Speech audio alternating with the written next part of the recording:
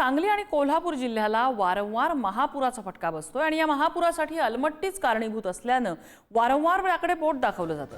महापुराचा फटका आज बसत नाही तर तो गेल्या 110 वर्षापासून बसतोय, परंतु यामध्ये मोठी तफावत असल्याचं दिसून येतं। कारण सन 1914 साली आलेला महापूर केवळ 3 दिवसात ओसरतो आणि सन 2005 आणि 2019 आणि 21 मध्ये आलेला महापूर मात्र 10 ते 15 दिवस रेंगाळतो।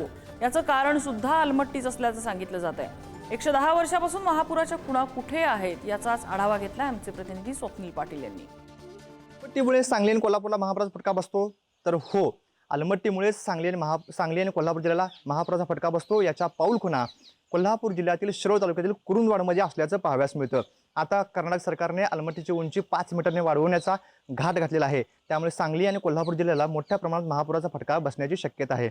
1914 पासून ज्यावेळी कोल्हापूर आणि सांगलीमध्ये महापुराला त्याच्या पाऊलखुणा या कोल्हापूर जिल्ह्यातील शिरोळ तालुक्यातील कुरुंदवाडमध्ये असल्याचं पाहाव्यास मिळतं। आपण जर पाहिलं तर आपण सध्या आता कुरुंदवाडमध्ये आहोत आणि या ठिकाणी एका घाटावरती 1940 जी आपण पूर पातळी ती देखील पाहतोय। 534 मीटर या ठिकाणी पाणी पातळी असल्याचं पाहाव्यास मिळतं। 2019 साली देखील 540 मीटर इतकी पाणी पातळी या ठिकाणी असल्याचं पाहाव्यास मिळतं। यापूर्वीच आपण पाहिलं ज्यावेळी महापूर येईल त्यावेळी फक्त 2 ते 3 दिवस या ठिकाणी महापूर असायचा, परंतु हा महापूर ओसरत होता। परंतु ज्यावेळी अलमट्टी बांधण्यात आलं, अलमट्टीनंतर मात्र या ठिकाणी 10 ते 15 दिवस इतका पाणीसाठा होत असल्याचं पाहाव्यास मिळतं। 524 मीटर करण्याचा अलमट्टीचा घाट घातलेला आहे, परंतु यानंतर जर पाणी पातळी वाढली तर सांगली आणि कोल्हापूर या दोन्ही जिल्ह्यांना महापुराचा मोठा फटका बसणार आहे। अक्षरशः शिरोळ तालुका मात्र शोधावा लागेल अशी परिस्थिती या ठिकाणी निर्माण होण्याची शक्यता आहे।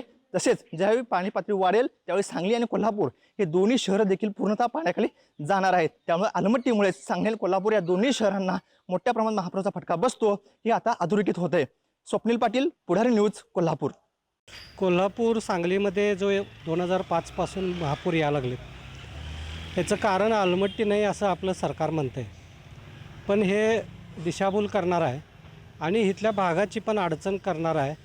आपल्या कृष्णा पंचगंगेच्या संगम घाटावर मागच्या 110 वर्षाचा महापुरांचा सगळा इतिहास कोरून ठेवलेला आहे आणि त्याचबरोबर आणि पाणी जायला पुढं अडथळे निर्माण झाल्यामुळं इथल्या भागातलं जे पुराचं पाणी पसरलेलं असते ते नदीपात्रात जायलाचा कालावधी आहे तो मागच्यापेक्षा दुप्पट झालेला आहे आणि हेच खरं कारण आहे ह्या इथल्या महापुराला अलमट्टीचं धरण आणि त्याचं येणारं बॅकवॉटर कारणीभूत आहे।